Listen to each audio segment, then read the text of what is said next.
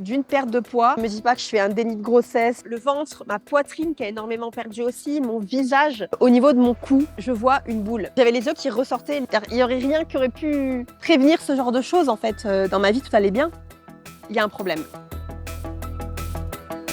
Voilà le studio. Franchement, je vais y tomber. Ah là là là, tu vois, on dirait un faux fond. Je suis trop contente. En tout cas, j'espère vraiment que cette vidéo va te plaire. Pour ma part, alors j'ai mis les lunettes de soleil, c'est pas que je te snob, mais c'est que vraiment, il y a trop de luminosité. Alors, ça sont mes petites notes. Je suis trop contente parce que j'ai réussi à vraiment prendre des toutes petites notes alors que j'ai beaucoup parlé. Pour ça, franchement, bravo Elise. En tout cas, je suis vraiment contente d'avoir filmé ce genre de vidéo. Je trouve qu'il n'y en a pas assez sur YouTube et c'est important de partager le ressenti, ce que les gens vivent, tu vois, même si d'apparence, tu pourrais croire que tout va bien dans ma life. Et ben en fait, non, je suis passée par des étapes compliquées. C'est important, je pense, d'en parler. Ok, oui, j'ai trop hâte, je suis trop contente de faire la vidéo. C'est bien allumé, c'est bon, on a le focus. Salut, je suis super contente de te retrouver aujourd'hui pour te partager une vidéo très spéciale puisqu'il s'agit d'une vidéo sur ma maladie et donc je vais te partager une partie de ma vie. Alors déjà, s'il te plaît, regarde ce cadre magnifique. On n'est pas n'importe où, on est en Suisse. On fait un petit bout de chemin en ce moment dans ce pays, donc c'est l'occasion de profiter de la montagne, de la beauté du paysage pour pouvoir filmer cette vidéo. Alors pourquoi je fais cette vidéo? Déjà, je fais à titre préventif parce que c'est quand même une maladie qui touche quand même presque 2% de la population. Peut-être que tu as déjà entendu parler de cette maladie, tu as l'hypothyroïdie et tu as l'hyperthyroïdie. En tout cas, moi, je vais partager mon ressenti et mon vécu par rapport à l'hyperthyroïdie. Donc, c'est une maladie, en fait, d'ailleurs, qui touche beaucoup plus les femmes que les hommes. Je crois qu'on a à peu près 8 fois plus de femmes que d'hommes qui sont touchés. Je sais pas trop pourquoi, mais en tout cas, c'est pas parce que tu es un homme qu'il faut quand même pas que tu t'inquiètes par rapport à ça, hein. Alors déjà, qu'est-ce que c'est cette maladie? Donc, tu as l'hypothyroïdie, comme je t'ai dit au tout début. Donc l'hypothyroïdie, c'est une maladie de la thyroïde qui est en fait une glande qui est en forme de papillon au niveau du cou, à peu près là en fait. Donc tu peux pas vraiment le toucher, hein, tu le sentiras pas. Et en fait, cette glande, c'est elle qui clairement te permet de vivre correctement, on va dire, puisque c'est elle qui va gérer toutes tes hormones. Donc que tu sois un homme ou une femme, donc les femmes, ça va être toutes les hormones liées à la sexualité, à la reproduction, les hormones aussi de croissance, tu vas avoir aussi tout ce qui est le métabolisme. Bref, si ça fonctionne pas, ton corps fonctionne pas et il peut y avoir quand même des conséquences quand même assez compliquées si tu te soignes pas. On n'est pas là pour se faire peur, donc l'hypothyroïdie, c'est que justement, tu vas pas avoir assez d'hormones qui vont être fabriquées en quelque sorte. Donc ça, moi, c'est pas du tout des symptômes que j'ai pu ressentir. Moi, ça a été l'inverse. Donc l'hyperthyroïdie, c'est l'inverse. Tu vas avoir beaucoup trop d'hormones. En fait, c'est une maladie base d'eau qui s'appelle, hein, c'est le nom de la personne qui l'a découvert entre guillemets. C'est une maladie auto-immune. Donc clairement, c'est pas un problème de ma thyroïde, mais c'est un problème de mon immunité globale. Et en fait, c'est mon corps qui se bat contre mon corps. Donc pour te faire simple, je trouve que c'est quand même intéressant de comprendre un peu comment fonctionne ton corps. En fait, si tu veux, tu as dans le cerveau l'hypophyse qui va libérer de la TSH qui en fait, elle, va venir activer des récepteurs au niveau de la glande de la thyroïde. Et donc, c'est en appuyant sur ces boutons, en quelque sorte, que finalement, ton corps va fonctionner, que les hormones vont être déclenchées, etc. Dans mon cas, j'ai des anticorps dans mon corps, des anticorps, en fait, qui se font passer pour la TSH. Donc en fait, ils prennent l'apparence de la TSH. Je te le simplifie, hein, je suis pas médecin, mais en fait, ils vont venir activer en fait ces récepteurs. Et donc ma thyroïde, elle va être à fond, elle va être activée comme si on appuyait sur plein de boutons et c'est parti, c'est parti, c'est parti. Et donc moi, mon hypophyse, elle se dit tiens, c'est bizarre, mes récepteurs s'activent tout seuls. Du coup, je vais arrêter de produire de la TSH. Et donc c'est ce qui se passe dans le cas de ma maladie, c'est qu'au niveau du diagnostic, on va voir en fait que ma TSH, elle est à 0. Parce qu'elle a arrêté, elle, d'envoyer. Mes anticorps, eux, ils sont à fond, dans le mauvais sens du terme. Et donc, en fait, voilà, j'ai une glande qui va être suractivée. Donc ça, c'est un petit peu pour t'expliquer. Mais avant d'en arriver là, avant de faire tous ces tests, il s'est passé beaucoup de choses. Il y a eu pas mal de symptômes qui ont eu quand même des effets néfastes pour ma santé. Et c'est ce que j'ai envie de te partager. Avant de te parler des symptômes, je pense que c'est important de comprendre aussi d'où peut venir cette maladie parce qu'il y a plusieurs raisons. C'est un peu complexe, c'est pas vraiment un déclencheur, je sais pas moi, un virus, un truc comme ça. Ça peut être plusieurs choses mélangées. Pour ma part, je pense qu'il y a une partie génétique puisqu'en fait, j'ai appris que ma grand-mère a eu la maladie de l'hyperthyroïdie d'ailleurs à 80 ans. Bon, moi je l'ai eu à 26 ans, 27 ans, moins fun. Donc il y a une partie génétique. Donc en fait, ce qui se passe, c'est que j'ai pu être en quelque sorte porteuse de cette maladie et qui s'est déclenchée que récemment. Au niveau des déclencheurs, il peut y avoir des déclencheurs au niveau émotionnel. C'est-à-dire si jamais tu as un choc émotionnel, ça peut être par exemple un décès, ça peut être aussi là, tu apprends que tu as tu as une rupture par exemple, qu'il y a un truc qui se passe pas bien chez toi. Alors pour ma part, choc émotionnel, peut-être le fait d'être partie à l'étranger, je sais pas. Bon, j'ai pas senti ça hyper stressant. Après, bien sûr, il peut y avoir le stress et il peut y avoir aussi l'alimentation. La façon dont tu t'alimentes peut avoir un impact sur le déclenchement de cette maladie. Alors, petit disclaimer, je ne suis pas médecin, donc ce que je te partage, c'est vraiment ce que moi j'ai pu vivre et aussi ce que m'a expliqué mon endocrinologue pour mieux comprendre ce qu'est cette maladie. Donc, grosso modo, ce qui s'est passé dans mon cas, c'est que ça a mis énormément de mois avant que je puisse être diagnostiquée par cette maladie. Je suis passée par énormément de symptômes. Clairement, tu vois la liste de tous les symptômes, ben moi j'ai tout fait. Mais j'ai fait un après l'autre, entre guillemets. Et c'est vraiment le dernier qui m'a mis la puce à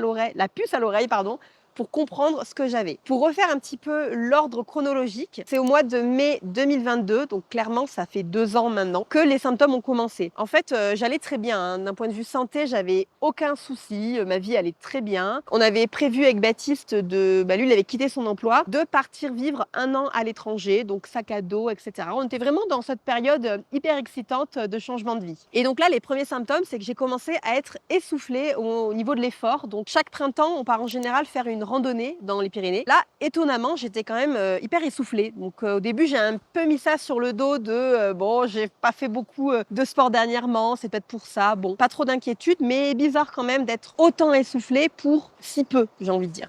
D'habitude, je suis pas comme ça. Ça, c'était la première chose. Et ça, c'est des symptômes qui vont me suivre tous les mois jusqu'à la fin. Ensuite, ce qui s'est passé, c'est que j'ai commencé à avoir des tremblements au niveau des mains et au niveau des mollets. Et c'était des tremblements à l'effort. C'est-à-dire que, par exemple, si je prenais quelque chose dans ma main, ben, c'est là que j'allais trembler. Pareil au niveau des mollets, c'est lorsque j'allais me mettre, je sais pas, sur la pointe des pieds, j'allais avoir des tremblements. Donc au début, j'ai eu super peur. Je me suis dit, oh là là, j'espère ne pas avoir une maladie type des tremblements. Je suis allée voir donc un neurologue qui m'a fait des tests. Et puis le mec m'a dit, ouais, c'est bon. En gros, vous êtes un peu trop, vous sollicitez un peu trop vos muscles. Ah bon? Je savais pas. Alors que non. Bon, bref, je suis partie avec un diagnostic nul à chier en quelque sorte. Il n'y a pas eu de plus d'éléments sur ça. Juste avant de partir en Indonésie, avec Baptiste, on a fait une prise de sang complète. Et c'est là mon erreur. C'est qu'en fait, j'ai fait confiance au médecin. Mon erreur. On va dire qu'en fait, j'aurais dû prendre le temps, moi aussi, de regarder les résultats parce qu'en fait, c'était déjà écrit. Vu qu'il y avait beaucoup de feuilles, j'avais pas trop le temps, j'ai tout donné. Le médecin m'a dit, oh, c'est nickel, vous pouvez partir, c'est bon. Tout est bon, tout est ouvert. Et c'est là où j'aurais dû regarder. Donc ensuite, je suis partie en Indonésie et là vient le 3e symptôme, c'est que j'ai commencé à avoir beaucoup de nausées. Alors pas forcément des vomissements, mais j'ai eu très très mal au ventre, vraiment l'envie de vomir constamment et accompagné aussi tout ce qui est diarrhée, etc. Moi au début, j'ai mis un peu ça sur le dos de l'Indonésie. Voilà, c'est un pays exotique, la tourista, t'es malade, c'est normal. J'ai ça à chaque fois. Et en fait, ce qui s'est passé, c'est que pendant plusieurs semaines, ça a duré, etc. Et là, je me suis dit, c'est bizarre. Je prends des médicaments pour éviter la tourista et pourtant, ça continue. Et donc ça, c'était vraiment l'élément le plus insupportable de ma maladie parce qu'il dit diarrhée, qui dit nausée, vomissement, c'est que tu peux rien faire en fait. T'es cloué au lit, t'as envie de rien, etc. Et donc, ça en est suivi en fait forcément d'une perte de poids alors que quand même, je continuais à manger. Franchement, j'avais quand même un peu d'appétit.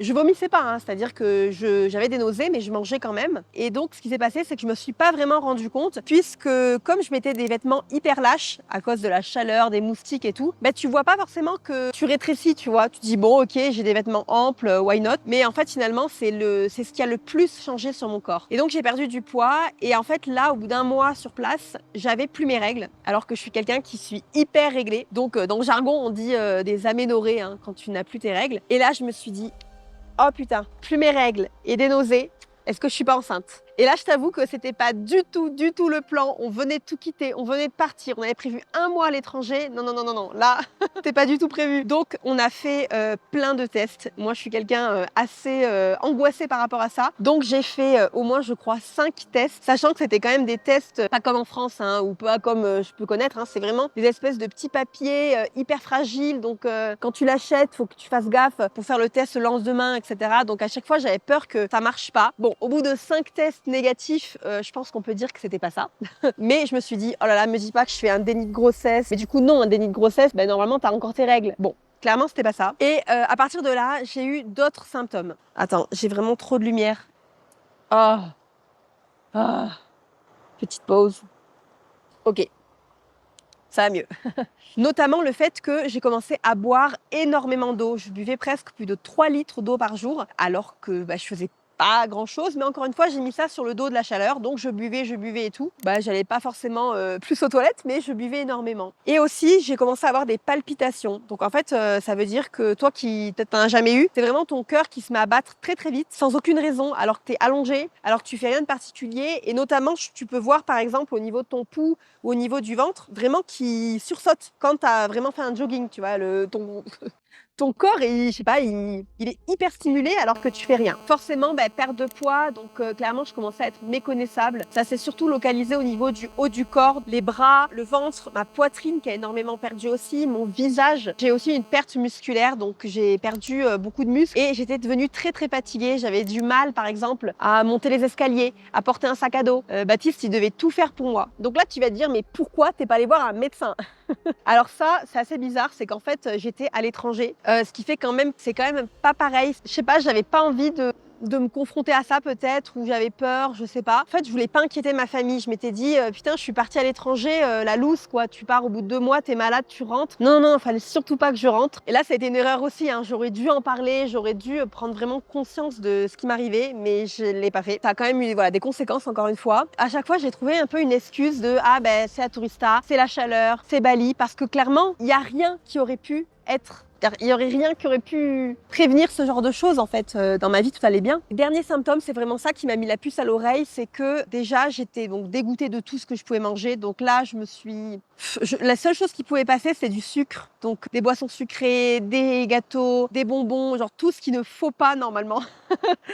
Pour aller mieux, mais en fait, c'était clairement les seules choses qui m'apportaient de l'énergie. Au niveau des émotions, c'était très compliqué. Je pleurais beaucoup pour pas grand-chose, en fait. J'avais surtout des crises un petit peu d'anxiété. Tout n'allait pas. Je remettais ma vie en question. Alors Baptiste, il a eu beaucoup de mal, forcément, à comprendre ce qui se passait, mais il a été hyper patient. Et ça, je l'en remercie parce que il aurait pu péter un câble, il aurait pu dire, tu me saoules, je me barre et tout. Pas du tout. Il a été hyper présent, donc ça, c'est vraiment génial pour ça. Et en fait, là, donc là, on est quand même 4 mois après mon départ et j'ai mon frère qui vient nous voir. Donc on passe 2 semaines en vacances ensemble et on prend des photos. Et là, c'est sur les photos, je me rends compte qu'au niveau de mon cou, je vois une boule. En fait, là, je pense à un goitre. Et clairement, j'ai repensé à mes études, vu que j'ai fait des études ingénieur agro, donc agroalimentaire, etc. Et on avait étudié justement des populations atteintes de goitre. Et là, de suite, j'ai fait le lien, j'ai fait, ok, goitre, thyroïde, il y a un problème. Et à partir de là, j'ai commencé à regarder les symptômes et de suite, j'ai capté que tout ce que j'ai eu, c'est tous les symptômes de l'hyperthyroïdie. Et le dernier symptôme qui me manquait et que j'ai eu, ça s'appelle en fait l'exophthalmie. C'est en fait que tu as les yeux qui vont venir légèrement ressortir de tes globes oculaires, voilà. Je pense que c'est ça qu'on dit, on dit ça comme ça. Donc j'avais les yeux qui ressortaient légèrement. Ok, là, j'ai compris, j'ai dit, ok les gars, j'ai une maladie, j'ai un problème de la thyroïde, qu'est-ce que je fais? Donc là, mon père m'a dit, Élise, tu prends rendez-vous chez le médecin en ligne. En tout cas, maintenant avec Doctolib et tout, on pouvait le faire. Donc j'ai pris rendez-vous en ligne, je lui ai partagé tous mes symptômes, je lui ai partagé aussi mon analyse de sang parce qu'elle m'a dit, t'as pas fait quelque chose avant de partir? J'ai dit, si, si. Et là, on a regardé et effectivement, comme je te disais au tout début de la vidéo, ma TSH, elle était à 0. Elle était indétectable. Ça veut vraiment dire qu'il n'y avait plus rien qui se passait. Et je crois même que du coup, mes hormones thyroïdiennes, elles étaient à fond. Donc, elle m'a dit clairement, Élise, là, ce que tu as, c'est une maladie de la thyroïde, de l'hyperthyroïdie, qui est la maladie de base d'eau. D'ailleurs, au début, elle m'a dit une maladie à base d'eau. Moi, je me suis dit, à base d'eau, je comprends pas. Le déni. Et donc, à partir de ce moment-là, mes parents, quand ils sont venus me rejoindre en fin d'année, donc ça veut dire à peu près 6 mois après, ils m'ont apporté au moins du fer, puisque j'avais clairement une carence et donc une anémie en fer, hein, donc ce qui expliquait beaucoup ma fatigue et aussi une perte de cheveux, mais énorme, les gars. Vraiment, je pouvais faire ça tous les jours. J'avais des touffes de cheveux, genre même par terre. C'était horrible. Et je peux te dire que quand tu perds tes cheveux, à ce point, pour le moral, pour la confiance en soi, c'est vraiment très difficile. Dernier petit symptôme par rapport à ça, en tout cas les conséquences de cette maladie, c'est que forcément qui dit plus aucune hormone sexuelle, donc plus hormones en fait, donc tu n'as plus tes règles, hein, comme je t'ai dit, donc tu perds tous tes cheveux et aussi en termes de libido, clairement tu n'as plus envie de rien. Donc au niveau du couple, je pense que c'est important d'en parler, de comprendre aussi ce qui se passe. Il y a des choses que tu peux pas vraiment gérer. En tout cas, voilà, pour moi en tout cas, c'est des choses que j'ai pu noter dans mes symptômes et en tout cas les conséquences. Et donc pour terminer sur ce chapitre-là, ce qui s'est passé, c'est qu'à ce moment-là, on est rentré en France, c'était prévu, les 6 mois étaient écoulés. Je suis de suite allée faire une prise de sang, qui a totalement confirmé où j'en étais, vu que ma TSH était toujours à 0. Du coup, mes anticorps étaient à plus de 300, donc vraiment c'était énorme. Et c'est ça qui a permis de confirmer que c'était la maladie de base d'eau. Et c'est à ce moment-là que le traitement pourra commencer. Donc là, ce sera une deuxième vidéo où je vais te partager les traitements que j'ai mis en place et surtout l'évolution de la maladie, puisque là, aujourd'hui, c'est 1 an et demi après le début des traitements et donc je te partagerai un petit peu comment ça se passe. En tout cas, j'espère que cette vidéo a permis d'éclairer un petit peu plus cette maladie. Si jamais toi tu sens que tu as des symptômes qui ressemblent à ça, je t'encourage à aller faire une prise de sang et pourquoi pas aller en parler à ton médecin. En tout cas, voilà, j'espère que cette vidéo t'a plu. N'hésite pas à regarder tout de suite la deuxième vidéo qui va parler de l'évolution de cette maladie et du traitement que j'ai pu avoir et des petits conseils, etc. si ça t'intéresse.